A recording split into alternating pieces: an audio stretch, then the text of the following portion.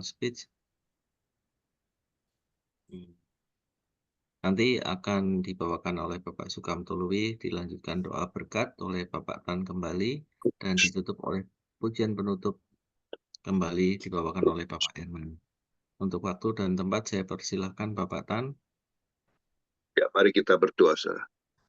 Syukur Tuhan, terima kasih karena Kau masih beri kesempatan kami pada hari ini bisa berkumpul bersama lewat Zoom Tuhan. Kami berbeda jarak, tapi kami bersatu hati berdoa Tuhan.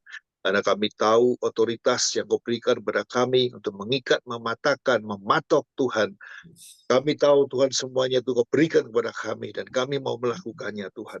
Terima kasih Tuhan untuk pagi ini Tuhan. Berbicara kepada kami karena kami perlu tuntunan daripada-Mu. Terima kasih Roh Kudus, dalam nama Yesus, kami ucap syukur dan berdoa. Amin. Selamat pagi, saudara. Selamat pagi. Ya, sebelum kita masuk ke firman, saya ingin update sebentar, saudara. Pagi ini, itu ada 200 roket yang diserbuin ke Israel, saudara, dari Libanon. Peperangan di Gaza belum selesai. Sekarang Libanon sudah ikut campur. Dan sudah tahu di akhir zaman ini memang Israel menjadi barometer, saudara. Seluruh dunia akan menyerbu ke mereka, dan di saat itulah Kristus datang, sesuai dengan nubuatan yang disampaikan di Alkitab. Maka itu kita sebagai orang-orang percaya, dimanapun kita berada, kita bisa berdoa, menguasai atmosfernya, dan melepaskan berkat-berkat Tuhan. Saya minggu lalu sempat nginep di Pekalongan, tapi mohon maaf saya nggak telepon saudara satupun, karena saya melakukan pelayanan Yerusalem, saudara. Sebagai orang Kristen, kita tahu bahwa pelayanan itu pergilah kamu dari Yerusalem ke Yudea dan Samaria. Yerusalem berbicara tentang family, saudara, tentang keluarga. Jadi saya pergi dengan anak cucu saya mestinya mau nginep di Semarang, tapi karena di Semarang hotelnya penuh, saya dengar minggu lalu ada Pak Jokowi mampir ke Semarang, jadi semua hotel penuh. Jadi saya terpaksa nginep di nginep di Pekalongan, saudara.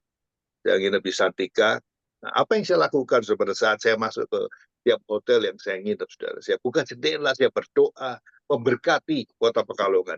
Berdoa untuk Pak Budiono, untuk Pak Murtopo, untuk Pak Sukamto.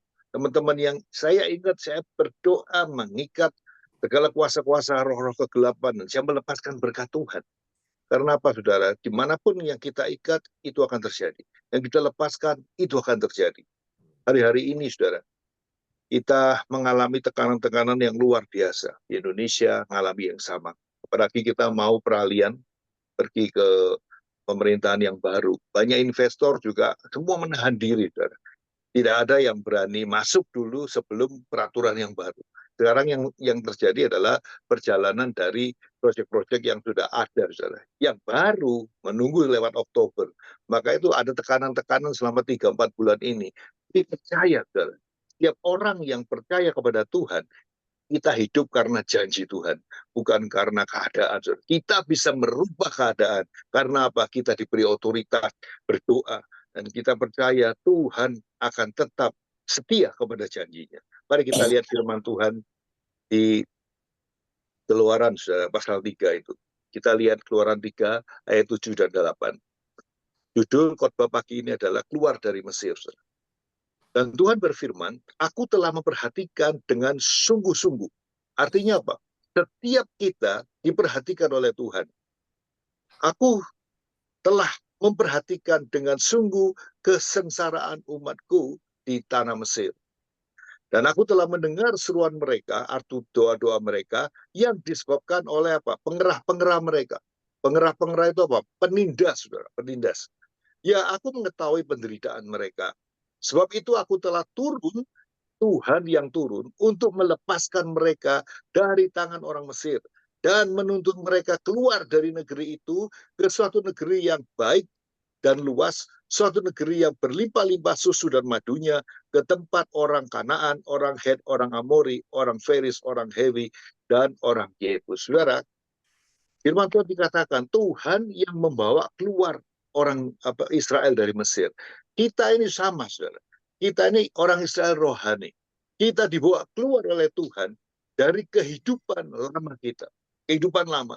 Sebelum kita orang percaya, kita percaya kepada roh leluhur dengan cara-cara tradisional dan seterusnya. Tapi pada saat kita percaya kepada Tuhan, kita dibawa keluar. Maka itu saudara, nasib kita ini berbeda dengan orang biasa. Maksudnya apa? Secara fisik kita boleh ada di mana saja, tetapi berkat Tuhan itu menyertai hidup orang-orang percaya. Maka itu saudara, kita keluar dari Mesir, jangan kembali ke Mesir.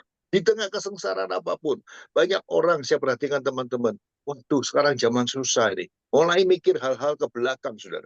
Mikir, wah dulu saya punya orang pinter, dulu saya punya orang tukang ramal yang bisa mengetahui dan seterusnya. Ingat saudara, itu kekejian bagi Tuhan.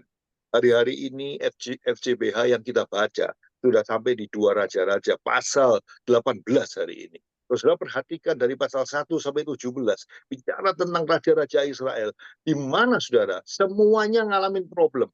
Hidup benar di mata Tuhan, ada tetapinya. Mereka masih membiarkan penyembahan-penyembahan berhala. Sehingga apa? Itu merupakan kekejian. Bahkan pasal 17 kemarin bicara bangsa Israel dihabiskan oleh Tuhan. Gara-gara apa? Penyembahan berhala. Maka itu kita sebagai orang-orang percaya harus tahu. Kita ini hidup karena percaya. Bukan karena melihat. Aku ini hidup karena janji Allah. Di tengah kesulitan, di tengah kekelaman, Tuhan bilang apa? Terang Tuhan terbit atas kita orang-orang percaya. Selalu ada jalan buat orang yang percaya kepada Tuhan. So, jangan kembali ke Mesir. Keluar dari Mesir, arahkan pandanganmu kepada Tuhan, lakukan bagianmu. Seperti yang saya sudah pernah cerita pada saudara, kita ini adalah duta-duta Allah. Kita punya otoritas. Di dalam situasi sulit apapun, ingat, Tuhan berjanji membawa aku keluar kepada tanah yang penuh madu, ada susu dan seterusnya. Hari-hari ini, saya melihat kesulitan yang terjadi di dunia, dimanapun, saudara. Kekelaman sedang menutupi dunia. Banyak orang bingung, banyak orang sampai bunuh diri. Karena apa? Terjerat dengan segala macam problem itu, saudara. Di dunia ini selalu menawarkan apa? Nama, kedudukan. Waduh, orang itu kalau tidak berhasil, dia malu dan menekan dirinya. Tidak, saudara. Setiap orang percaya kepada Tuhan, dia punya privilege, dia punya hak istimewa, yaitu apa? Tuhan ada di dalam kehidupannya. Janji Tuhan ada di dalam kehidupannya. Jadi, saudara, pagi ini saya ingin sampaikan kepada saudara, jangan pernah takut. Kita yang merubah dunia ini.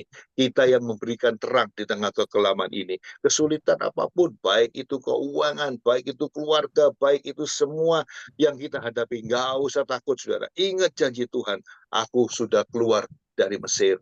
Dan aku tidak akan kembali ke sana. Kita selalu maju, dan kita percaya Tuhan janjinya selalu digenapi, saudara. Digenapi. Kemarin saya sempat pergi ke China, saudara. Pada saat pergi, saya pergi rombongan ada 30 orang. Yang 11 orang itu teman-teman mulai saya kecil, saudara. Mulai saya kecil. Saya pergi, saudara, dengan rencana yang biasa saja. Tapi Tuhan tidak pernah membiarkan kita. Saya tidak tahu medannya di sana bagaimana. Ternyata perjalanan itu, saudara, sampai di Cina itu pagi jam 2, jam 5 harus jalan lagi, naik kereta cepat, saudara. Tapi Tuhan tidak pernah meninggalkan kita. Jadi sebelum saya berangkat itu, anak saya bilang begini, Pak, sudah tiket aku yang beli. Papa nggak usah pusing, karena teman-teman Papa kan ada dari Surabaya. Papa berangkat dari Jakarta, biar aku yang beresin. Ternyata anak saya beliin saya bisnis kelas, saudara. Jadi saya di pesawat tuh bisa tidur. Maka itu Tuhan ngomong sama saya, kamu lihat. Kalau kamu sungguh-sungguh melakukan pekerjaanku di dalam hidupmu, bagian kamu yang lain itu urusanku.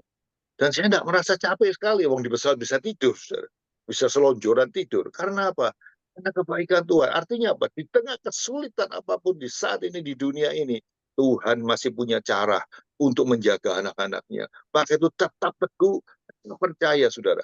Jadikan berkat dirimu di Yerusalem, di Yudea, di Samaria. Saya ke Pekalongan pertama kali, saudara, tahun 72. Saya masih ingat. 72 itu berarti 52 tahun yang lalu. Saya kemarin lewat di Hotel Nirwana. Saya bilang sama anak saya, ini hotel pertama saya nginep di Kota Pekalongan. Sampai sekarang masih ada Hotel Nirwana itu kan. Sudah tahu kan Hotel Nirwana yang di Pekalongan itu. Dan ini perlu diceritakan bagaimana kehidupan kita sebagai orang-orang percaya. Prosesnya bagaimana. Sudah tahu pelayanan Yerusalem itu bisa dilihat sama anak cucu kita. Dan itu, saudara, damai sejahtera Allah, pengenalan akan Allah, masuk ke dalam kehidupan mereka. Saya bersyukur kepada Tuhan. Apa yang saya alami dalam hidup ini, Tuhan bilang, tujuan hidupmu apa? Tujuanku adalah melihat anak-anakku mengenal Engkau dengan benar. Dan ini penting sebagai FGB Men. Anda mau jadi berkat di mana-mana pun, Anda harus jadi berkat di Yerusalem juga. Anda harus jadi berkat di keluargamu, di familimu, di teman-temanmu, dimanapun kamu pergi, orang hadir. Kehadiran Anda membawa tahu bahwa ada Tuhan di dalam kehidupan kita. Itu yang bisa saya sampaikan kepada saudara pagi ini. Jangan kembali ke Mesir, tapi ingat kita sudah dibawa keluar dari Mesir oleh Tuhan. Setiap sudah melakukan perjamuan suci, saudara selalu ingat tentang salib Kristus. Tiap pagi, saudara, tiap saat saya sebelum melakukan pelayanan, saya selalu bawa ini, saudara, perjamuan suci. Kenapa? Karena setiap kali kita melakukannya, kita mengingat akan kematian Kristus. Kematian Kristus itu membawa hal yang penting, saudara. Apa pentingnya? Menunjukkan bahwa kita telah dibebaskan. Oleh darah Kristus, segala kutuk tidak bisa menyerang kepada kehidupan kita lagi. Segala kutuk, segala kuasa-kuasa kegelapan tidak bisa menyentuh kita lagi. Karena apa? Ada darah Kristus. Dan karena kematian Kristus, tabir Allah itu terbelah. Saudara, kita semua bisa masuk ke dalam ruangan Maha Suci. Sehingga apa? Kita bisa berkomunikasi dengan intens dengan Tuhanmu setiap saat. Tuhan Yesus memberkati kita semua. Amin.